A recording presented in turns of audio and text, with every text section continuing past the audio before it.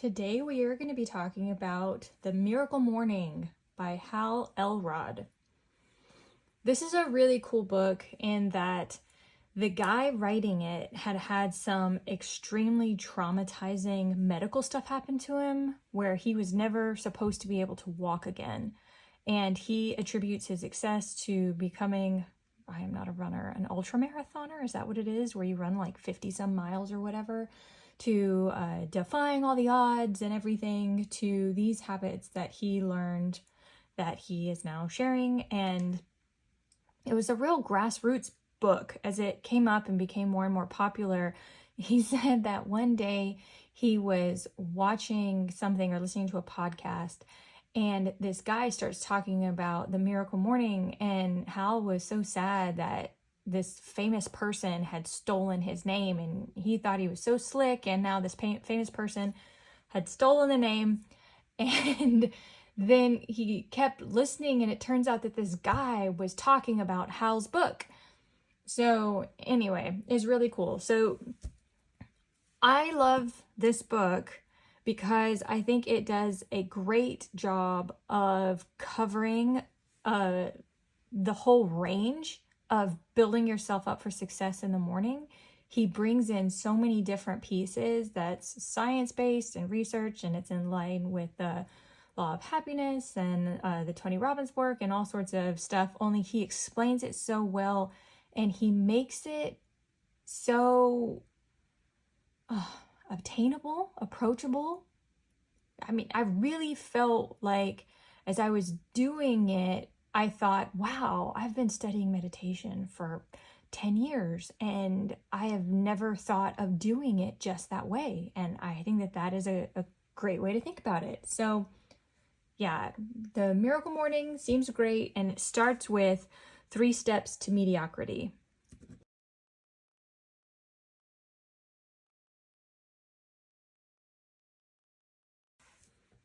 Okay, it's 3 steps to rise above mediocrity. So number 1, we are going to acknowledge the 95% reality check. 95% of society is not living the life that they are happy with. They are not living the life that they really want. Are you part of that 95%? Is the life that you're living the one that you want to be living? And if not, acknowledge that there's something that you can do about it. Whether you're talking about physically, so, with obesity being such an epidemic, or mentally, emotionally, with relationship, financially, whatever it is, if you are not living the life that you want, then maybe you're part of the 95%, and there's something that it's time, this is your wake-up call. It's time to make some moves.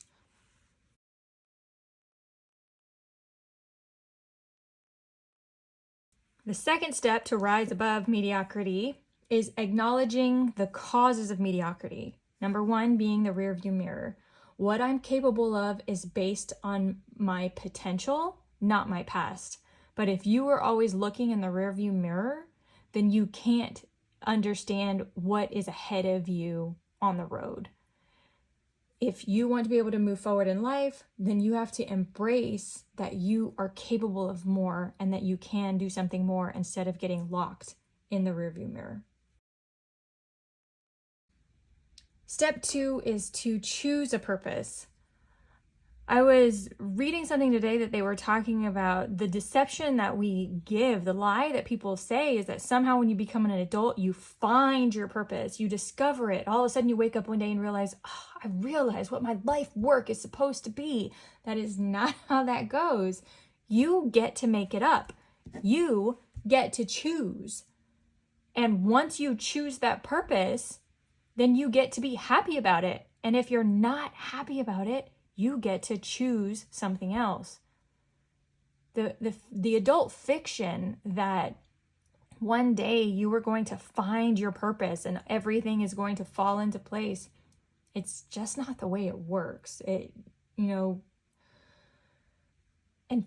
expecting that of God, of society, of the universe, of yourself is an unreasonable expectation that is just going to lead towards mediocrity. Because while you're waiting for your purpose to hunt you down, then you're going to be living a mediocre life instead of living one that you choose and you're happy with. The next cause is isolating incidents. The idea here is how you do anything is how you do everything. Every time you choose to do something easy, every time you choose to cut yourself short, every time you choose to be a slacker, you increase the likelihood that that is the mediocrity that you are going to live your life in. Call it a muscle, call it whatever you want. Self-control is one of those things that you improve over time. Whether you're breaking it down and making it easier so that you don't need so much self-control in order to do this thing, or whether you're building up patterns in your brain to make it so now you're a stronger person with more self-control, either way, realize that every little opportunity that you have to do hard things, to push yourself, to see what it is that you're capable of, you are increasing the likelihood that you're going to be able to accomplish what you're wanting to accomplish. Every choice you make is impacting who you are becoming. The lack of accountability in our lives really makes it even more challenging for us to be successful in any way. From 0 to about 18 for most people, 15 for others, 25 for others, but until we actually launch, 100% of our successes is attributable to our parents, teachers, leaders, guides that have assisted us through our childhood. But how often do we take that moment and say, you know what? Thank you for that accountability. Thank you for getting me out of bed and forcing me to brush my teeth, even whenever I didn't want to.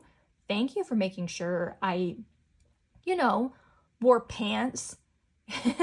I learned to use the toilet, and you held me accountable for making sure that I cleaned myself. But we don't say that. We learn to resent that accountability.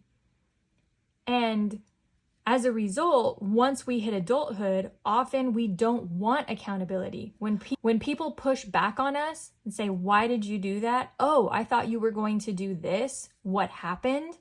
We cut those people out of our lives frequently because we resent accountability.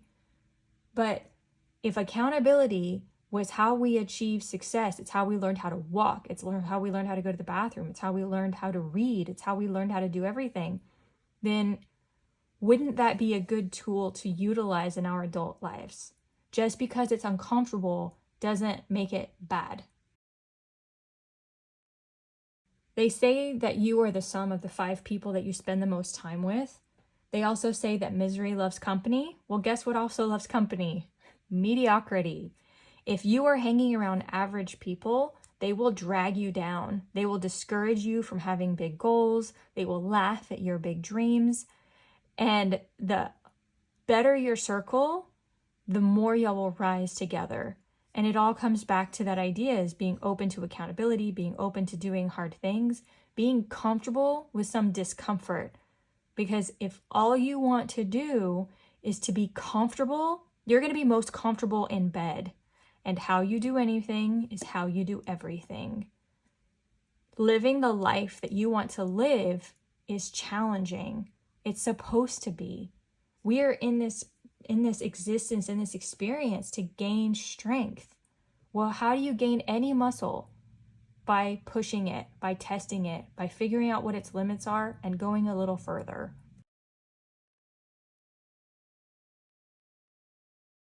The last two, I think, are pretty self-explanatory. A lack of personal development. The idea is that we're not supposed to be comfortable. We are supposed to be pushing ourselves and constantly moving towards improvement. And there is a sense of urgency because the only day we have is today. Tomorrow isn't promised, and we live in the present. So if you want to experience something from life, do everything that you can to make sure that you're experiencing your best life today. There is a sense of urgency because we will never reach tomorrow. All we ever have is today. Basically, this is just his call to action where he's saying, you know what? Now is the time, not tomorrow, not next week. It is time to get that urgency. It is time to own it and to realize that if you want to rise above mediocrity, you can take these steps now. He hits on a couple of other things that he talks about: the power of using snooze and how it makes it much harder to wake up. Instead of setting snooze, there's a wake up formula of number 1, setting an empowering belief before bed.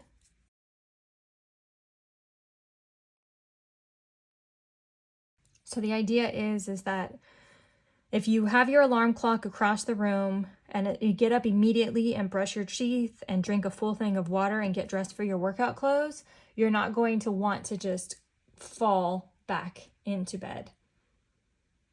Realizing that having a reason to get out of bed in the morning is going to help you.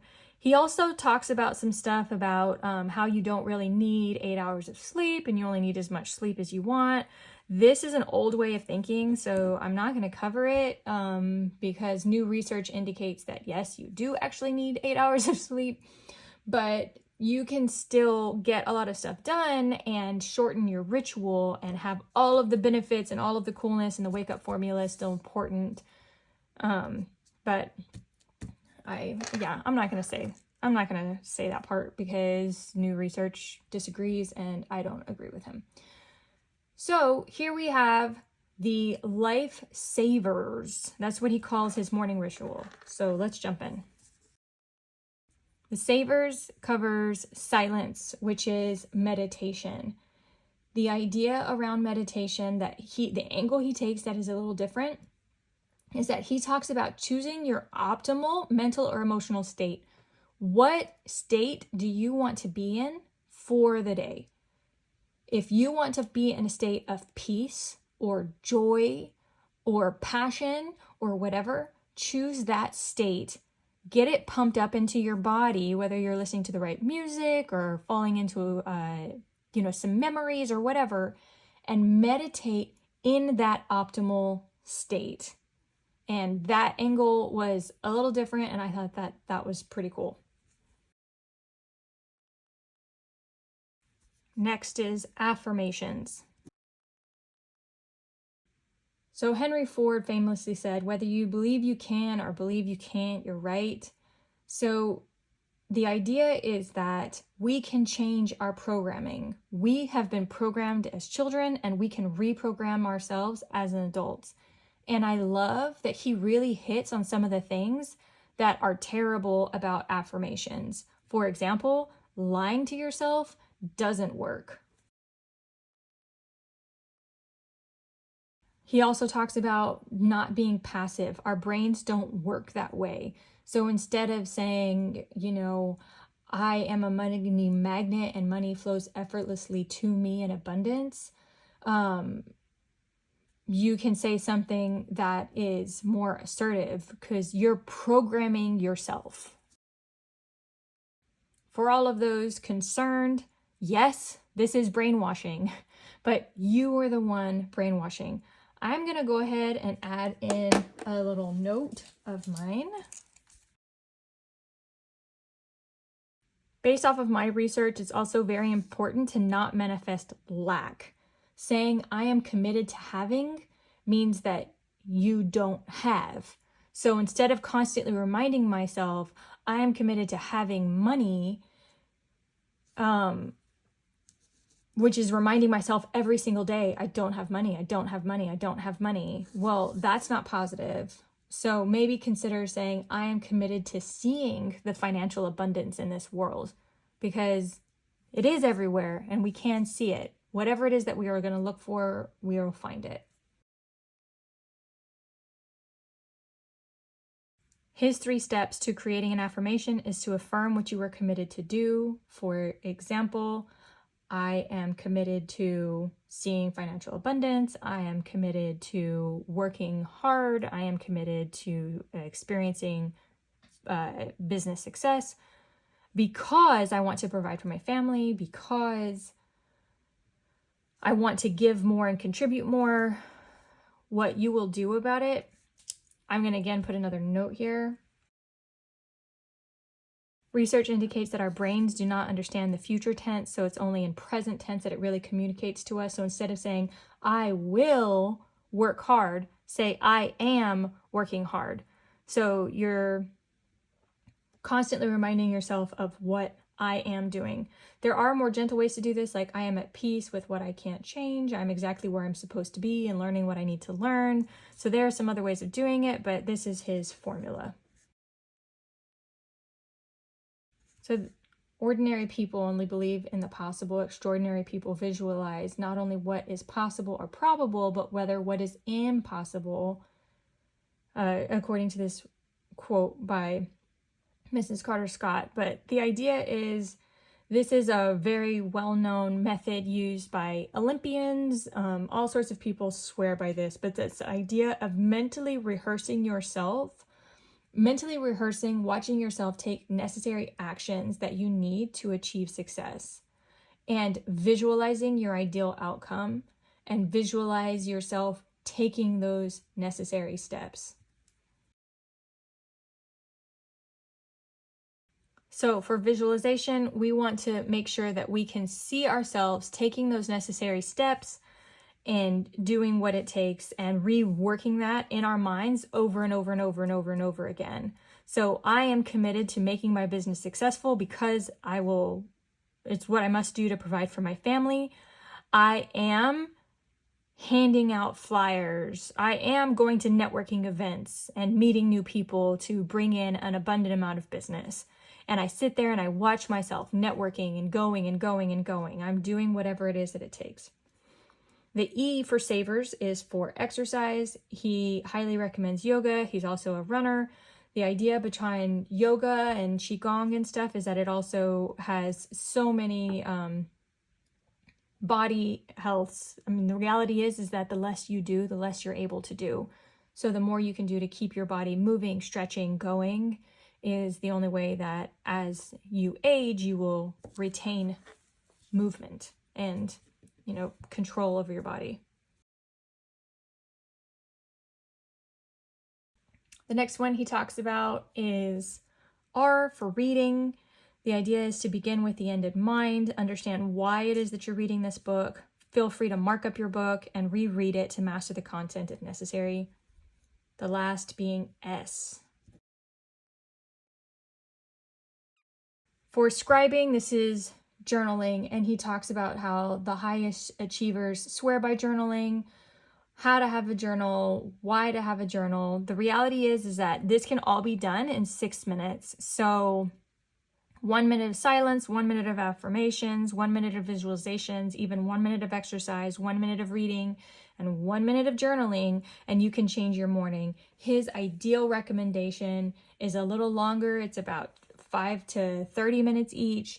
He breaks it down differently. You can play with what it is that works for you while appreciating that it takes at least 21 days to make a habit, but once you make the habit, you still have to continue for another 10 days of having yourself enjoy the habit to make sure that you never lose that habit. I'm going to go ahead and cut it off now, but the book also talks about a miracle evening in order to set yourself up for success in the morning. So having fun with it, I like it, highly recommend it, and I think it is very well put together with the exception of those few things. I think the current research backs it up, and I think it's awesome. I hope you enjoy it.